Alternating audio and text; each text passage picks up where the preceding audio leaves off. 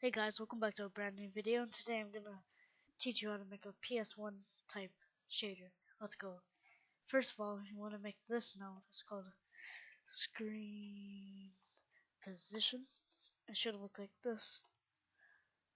And then you want to create what's called a component mask, and you're gonna want to hook it up to viewport UV, and then make a scalar parameter and name it whatever you like.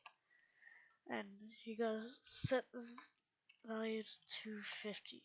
Should look like something like this. And then you want to make a floor node, and that's its name. And connect that to the scale parameter. And then you want to make a multiply node.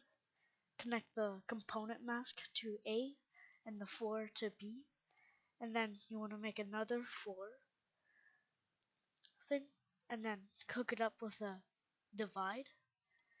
And then take that floor node that's connected to scalar parameter and drag that into B of divide. And then you want to make a scene, I believe it's called scene texture, and then hook up the UVs to the divide. And then you want to change the scene texture ID to post process input 0.